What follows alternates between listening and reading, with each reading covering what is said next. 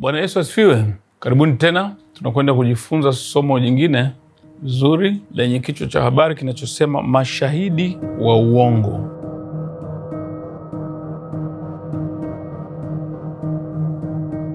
Biblia inasema, naam, na sisi tumeonekana kuwa mashahidi wa uongo wa Mungu, kwa maana tulimshuhudia Mungu ya kuwa alimfufua Kristo ambaye hakumfufua, ikiwa wafu hawafufuliwi. Narudia tena. Naam, na sisi tumeonekana kuwa mashahidi wa uongo wa Mungu, kwa maana tulimshuhudia Mungu ya kuwa alimfufua Kristo ambaye hakumfufua, ikiwa wafu hawafufuliwi. Wapendwa, Bwana amenikumbusha leo hii tujifunze jambo hili kuhusu mashahidi wa uongo.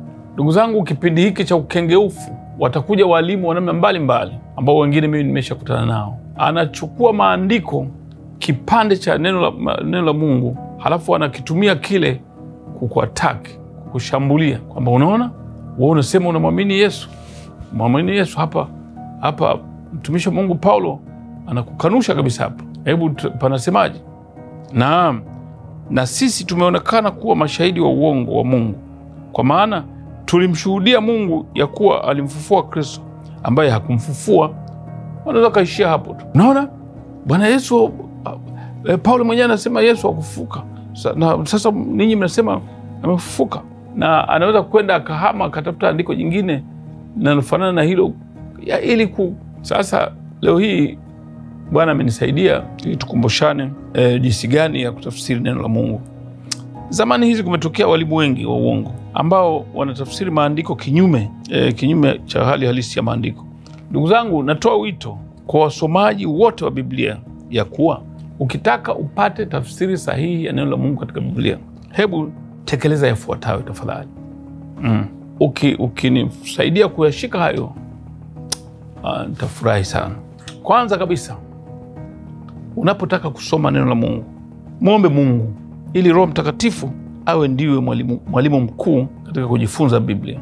Muombe Mungu ili Roho Mtakatifu awe ndiye mwalimu mkuu kabla hujafungua Biblia yako. 1. 2.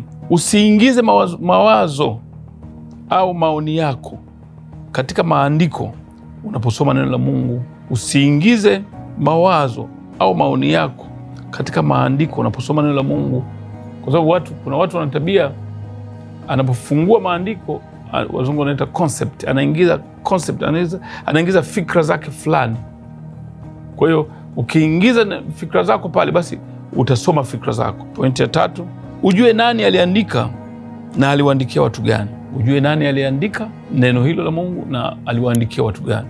Pointi ya 4, usitegemei kupata tafsiri ya neno la Mungu kwa kusoma mstari mmoja tu. Usitegemei kupata tafsiri sahihi ya neno la Mungu kwa kusoma mstari mmoja tu. Pointi ya 5, soma mistari ya juu iliyotangulia mstari husika na iliyoko mbele ya mstari husika. Narudia. Pointi ya 5, soma mistari ya juu iliyotangulia mstari husika na iliyoko mbele ya mstari husika. Yaani unaanza juu, andiko unaliacha hapa chini, unapanda juu, halafu unateremka chini. Pointi ya 6, je, leo tunajifunza nini tokana na neno hilo la Mungu? Umeshapata thimu ile. Sasa je, hapa ninajifunza nini au tunajifunza nini hapa? Pointi ya 7, tafuta fafanuzi katika vitabu vingine ndani ya Biblia. Tafuta fafanuzi katika vitabu vingine ndani ya Biblia. Yaani katika Biblia hizi kubwa utakuta kuna mistari imeandikwa mle, lakini huku pembeni kuna wazungu wanaita quotations, kuna nukuu zinakuwa pembeni.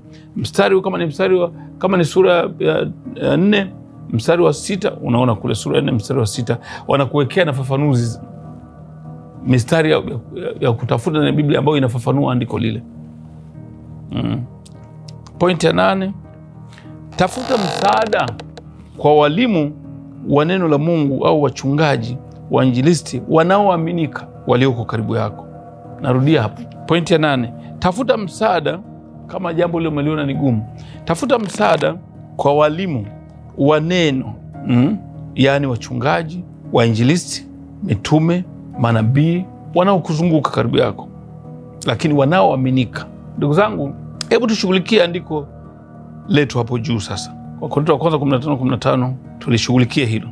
Ukisoma mstari huo mmoja unasema, na sisi tumeonekana kuwa mashahidi wa uongo wa Mungu, kwa maana tulimshuhudia Mungu ya kuwa alimfufua Kristo, ikiwa wafu hawafufuliwi. Sasa yani hapo unaweza kumkamata kwa urahisi sana. Yani sisi tumeonekana, ina maana sio sisi kwamba ni waongo wa Mungu, ila wale watu ndio wametuona kuwa sisi ni waongo wa Mungu. Unatakiwa uende taratibu tu. Ina maana wewe sio muongo wa Mungu, lakini wale wametuangalia sisi kuwa ni waongo wa Mungu. Lakini ikiwa wafu hawafufuliwi, lakini maana yake ni kwamba kumbe kama wafu wanafufuliwa, basi si waongo kusema kwamba Yesu alifufuka. Yani jibu ni rahisi tu. Kama Yesu alifufuka, basi sisi si waongo, lakini ni wale watu ndio wametuona sisi kuwa ni waongo wa Mungu. Lakini vinginevyo anakujia na kwambia, unaona Paulo hapa anawaambia ninyi ni waongo. Ninyi ni waongo, tena mmedanganya. Na ukiteremka chini utakuta sehemu nyingine anasema nasi tumekuwa maskini kuliko watu wote. Wapendwa, wapotoshaji hawa huwa hawakuruhusu uende taratibu, lakini hurukia mistari itakayokupoteza. Kwa mfano, mstari wa 18 na wa 19 panasema hivi, na hapo nao waliolala katika Kristo wamepotea. Anaishia hapo. Na hao nao waliolala katika Kristo wamepotea. Sasa kumbe hapa panasema waliolala Kristo wamepotea. Lakini kumbe ndipo anakuambia, je, umesikia kwamba waliolala katika Kristo wamepotea? Wakati kumbe sio maana yenyewe. Kwa kuwa waliolala katika Kristo wamepotea. Mstari wa 19 panasema hivi, kama katika maisha haya tumemtumainia Kristo, sisi tu maskini kuliko watu wote. Halafu anakamatilia hapo. Umesikia? Anasema sisi, kwa hiyo ninyi mmesema Yesu amefufuka na nini, kumbe hakufufuka, lakini kumbe ninyi mmekuwa maskini kuliko watu wote. Akishasoma hapo ndipo husema, unaona, kumbe ninyi wa Kristo. Paulo anawadhihaki kuwa ninyi mmepotea, tena mmekuwa maskini kuliko watu wote. Lakini hebu sasa tuangalie sasa, tuje kwenye ukweli wa andiko lenyewe. Majibu ambayo huyo mpotoshaji hapendi kuyasoma ni haya. Twende 15, sura ya 15 Wakorintho wa kwanza mstari wa 13 na 14. Panasema hivi, lakini kama hakuna kiama ya wafu. Bwana Yesu asifiwe. Lakini kama hakuna kiama ya wafu, Kristo naye hakufufuka. Tena kama hakufufuka, umesikia?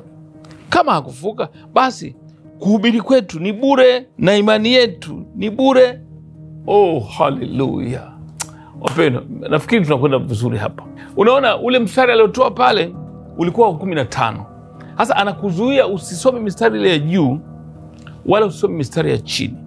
Sasa hapa ukienda kwenye mstari ya juu unakuta hapa anakupa jibu. Anasema mstari wa 13, anasema lakini kama hakuna kiama ya wafu. Unaona, kama hakuna kiama ya wafu, lakini kumbe kiama ya wafu ipo.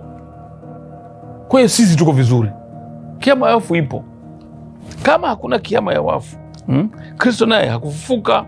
Tena kama hakufufuka, basi kuhubiri kwetu ni bure na imani yetu ni bure. Kama hakufufuka, lakini ukweli ni kwamba alifufuka na ushahidi upo. Haleluya. Ndipo anakuja kusema ya kwanza ya mstari wa 15.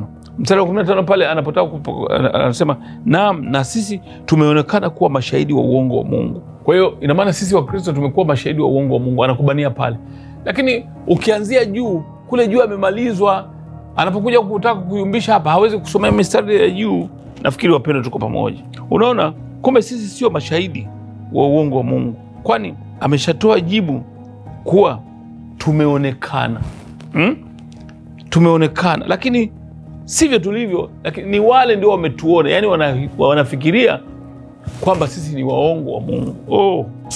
Tungekuwa waongo wa Mungu ikiwa wafu hawafufuliwi, na Bwana Yesu ikiwa hakufufuka. Lakini kwa kuwa wafu wanafufuliwa, na wa kwanza kufufuka ni Bwana Yesu, sisi sio waongo wa Mungu. Haleluya. Bwana Yesu asifiwe sana. Nafikiri hapo umenielewa, na maana mjanja wa namna hiyo akikujia utamwona kama ni mtu mdogo sana.